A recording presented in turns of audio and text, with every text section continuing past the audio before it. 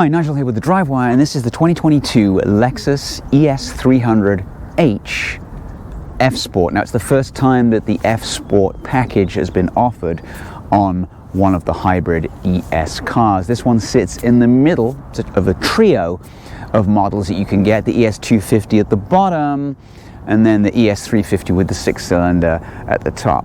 But to be honest, after driving this for a few days, this might just be my pick.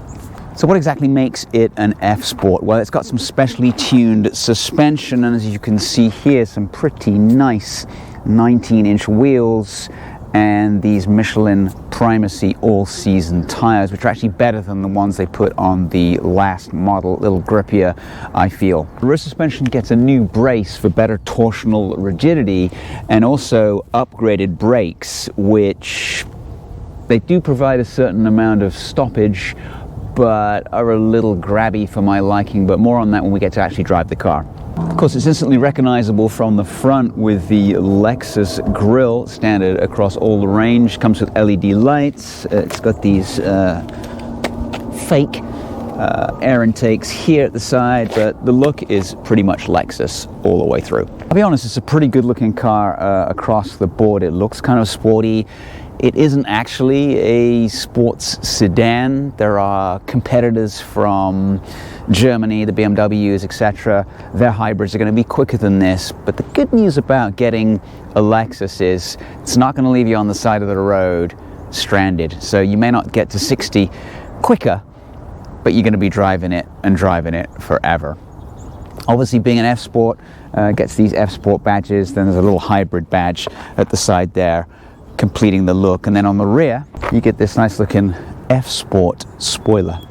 Now, there's no craziness here at the back as far as design is concerned. These sort of like tapered rear lights. There are no exhaust outlets, and I like that because it's not really a sporty car. They're buried underneath the bumper. What they haven't done is created these fake outlets that a lot of manufacturers do. So I like the way this looks without those. Obviously, it is a hybrid, so it doesn't want to scream that it's using a ton of fuel. Speaking of fuel, this gets 45 miles to the gallon, city highway combined. It's pretty good.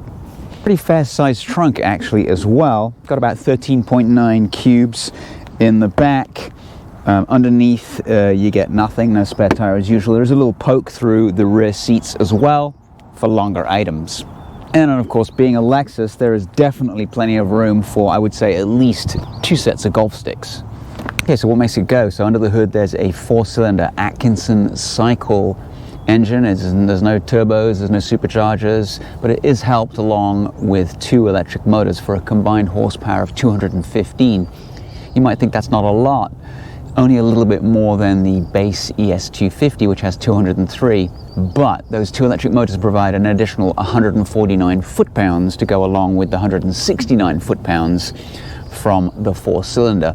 So this thing's got some go in terms of being more of a performance vehicle than the base ES250. 0 to 60 takes about 7.3 seconds. Despite not being super fast, it is super smooth, as well as being obviously economical, as I mentioned before. It runs a continuously variable transmission. It's not my favorite, but this one has pretty seamless transitions between the electric motors and the gas engine. Bear in mind that for this car, fuel economy is definitely a priority. So far, I think I'm averaging around 36 miles to the gallon. That's with some pretty hard driving, so that's impressive. Also, for the 2022 model, Lexus offers its Safety System Plus, which comes standard with all the features you would expect, as well as a new feature which is called Intersection Turning Assist, which essentially prevents you from killing a pedestrian when you're making a turn. So this particular model has this quite interesting black on cream coloration. It's not my favorite. I prefer just a one color interior, but it isn't bad. It's certainly very comfortable on the back seat. There's definitely room for 3. You get a nice armrest with a couple of nice cup holders and the little locking device where you can open to provide space for those longer items that I mentioned earlier. Yeah, pretty comfortable rear seats. There's some little storage space right there, and then back seat passengers get a regular old 12-volt and then 2 USBs to provide power. Headroom is, well, it's got a sloping rear roof, so for me it's a little bit limited. Anybody taller than me wouldn't have much fun in the back for too long, although there is a decent amount of leg room. This seat's a little bit further back than it might normally be. There's plenty of leg room. Middle seat passenger, I could survive, but taller folks probably couldn't. All in all though, it is, as Lexus always is, beautifully well made, with really high quality materials throughout the car. There's no skimping on cheaper hard plastics in the back for the rear seat passengers, so you're definitely not a second class citizen when you're in the back. Here we are in the front of the ES Hybrid, and it's a pretty nice place to be. These seats are super comfortable. They have multi-way power for both passenger and the driver. One thing that is a miss though, there's no memory seat function, so you can't save your position in either seat, which is a bit of a miss for a car of this type. But other than that, these seats are supremely comfortable, great for long trips, etc. So the center console is dominated by this screen, which in the previous iteration was further back and not touchscreen. So they brought it forward to make it a little easier. It's still a bit of a reach to reach it, but it's a lot easier than it was before, and you don't have to use the infamous trackpad, which still exists. One day that will go away. But for now, we've got a pretty decent screen. Obviously, the Lexus analog clock is ever present. You've got maps, audio, phone, various different apps, projection, hit projection, and then you just basically project whatever device you might have. Hit menu again. You got information about the vehicle, average speed, any traffic incidents, vehicle alert history, and of course the owner's manual. Then you also have some setup. You can set up various different features within the car: display language, audio, Bluetooth, voice, and vehicle settings. So you can customize the vehicle. You can put it in valet mode. Not that it's really that fast that you'd want to limit the power anymore, but you can change the lights, the door lock settings, all that good stuff is all contained in here, and it's all touchscreen, really easy to use. So most of the time, unless you're looking for some radio stations, you don't need to use a trackpad. In fact, you don't even need it for that. This button is not only volume, but it's also a tuning button. So once you go to one of these quick seek to find the radio or the media or a particular track, which I do like these fast use physical buttons right here, you can then tune it to wherever you want to be. It's actually really easy, much easier than a lot of other systems that I've used. So this is pretty good. It functions, it does what it needs to. Really like the controls for the, I don't know if you can see that, but when you scroll the temperature up, it sort of moves like one of those arrivals, departures boards at the airport. I really like how that works. HVAC controls are super easy to use. You can go into the system and basically change everything from the screen if you want to, but everything's here if you need it. Super easy to use. Below that, this particular car comes with heated and cooled seats and a heated steering wheel. It's been pretty cold these days in winter here in San Diego. Some temperatures are down to 37, which is a bit chilly. And so you can use these quick physical buttons to go ahead and change them both for the passenger and the driver. And then in the back there's a blind, automatic blind that will help you keep the sun off the back of your head if you're in a backseat passenger. Of course, ever old school, Lexus always gives you a CD player.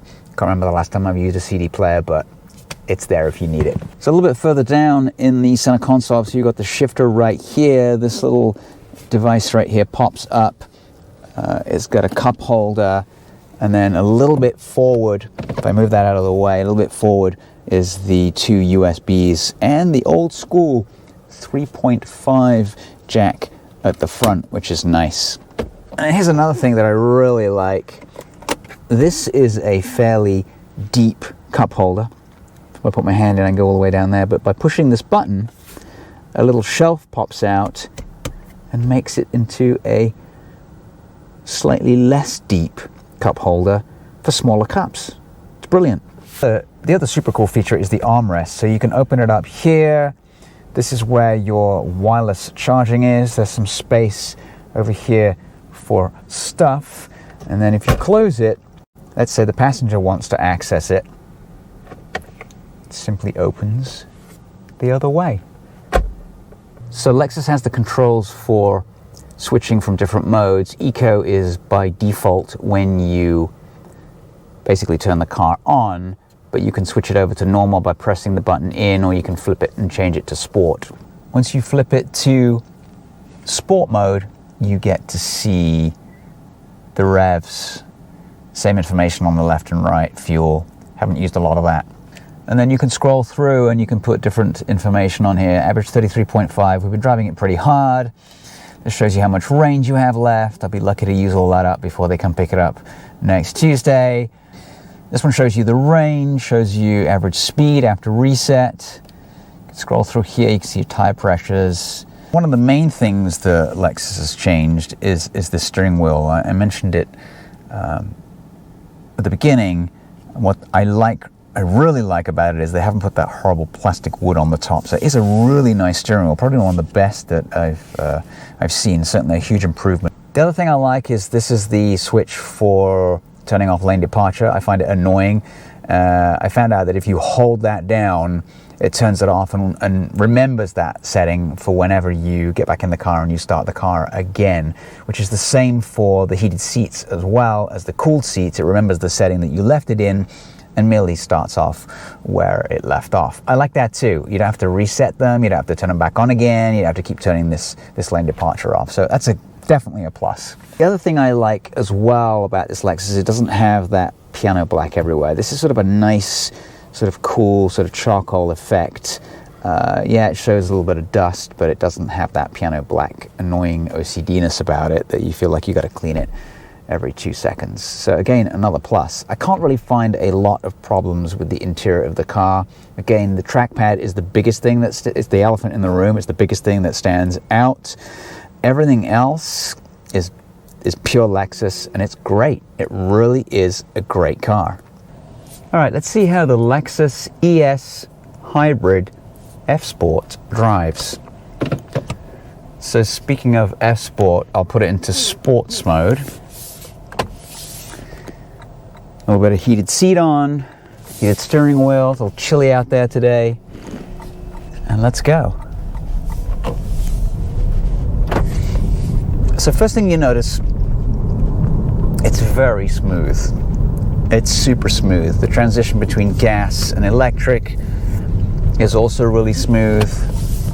Everything about this car is quite serene. If you're looking for a sports sedan, then look elsewhere. If you're looking for a really nice four-door sedan, luxury four-door sedan with great fuel economy, then this is the car to get. So as I mentioned earlier, Lexus has put a new steering wheel on it. I actually really like it. I don't like when Lexus puts this sort of plastic wood piece at the top. It just doesn't have the feel that you need for this kind of car. Good turning circle. It's also heated in this one. Seats are heated and they're quite warm, which is nice on a day like today. So 0 to 60 is going to be around 7.3 seconds. Not fast. Anything that rivals this, that's also a hybrid from BMW and the likes, is going to do quite a lot better, 6 seconds or so. So again, I'm warning you, don't buy this if you're looking for outright speed. So with the additional F-Sport features, suspension, I feel like the steering feels a little bit tighter, especially in sport mode. Plus those 19-inch wheels and Michelin all-season tires. So far this handles pretty nicely. And this four-cylinder, you can definitely hear it, but it seems like it's less noisy than in other cars I've driven, the RAV4 being one of them. That's a pretty decent performance. When you put your foot down, it doesn't take too long to get up to highway speeds. Suspension is soft. but it feels a little bit tighter than in the last ES I drove, non-F Sport. It's actually not slow at higher speeds. It's a decent move on. It's actually quite zippy when you put your foot down. Very quiet inside. There's a little bit of wind noise around the mirrors, but it's very quiet. So we'll get down here a little bit further on, and then we'll get to some stuff where it's a little bit twistier. There are fewer cars on the road. We can check out how this F Sport suspension really handles. Steering's pretty good as well. It's fairly direct. It's not super precise, and you have no idea what the front wheels are doing in terms of steering feel. I mean, as a front driver, I haven't had it get upset really. The traction control kicks in a couple of times. I wish it were rear-wheel drive, but even on these sort of not well paved California roads, the suspension is unbelievably good. I mean, honestly, apart from that trackpad, I can't really fault much on it. It just works brilliantly. And being a front driver, it's probably going to understeer on the limit. It's pretty composed in the turns now that we're driving a little quicker here. Good grip from these Michelins. Impressive. I was expecting it to still sort of wallow around and generally misbehave itself, but it's not. All right, let's see how we can pass someone. Let's see if it's got the power to do that.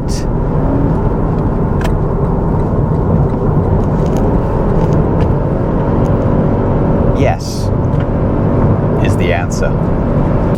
So we've been able to pass someone on a 2-lane road with ease. It's super smooth.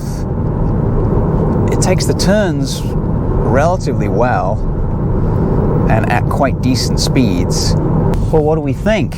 Love it. Lexus has done a great job. The ES hybrid previously, a little bit sloppy, not a bad drive, but this is a huge improvement. If you're gonna get this, get the F Sport package, because it makes a world of difference. It actually makes this car into somewhat of a driver's car, and you get the bonus of incredible fuel economy. And you can pass 2 cars at once with ease. So yeah, I'm really impressed. So once again, thanks for watching. Don't forget to subscribe, like, and let me know if you have one of these things. But I would definitely say if you're looking for a 4-door hybrid sedan, luxury sedan, this is definitely one to take for a test drive. Particularly if you don't really want to go super fast or something that's slingshot acceleration. All right, that's all for me. Out.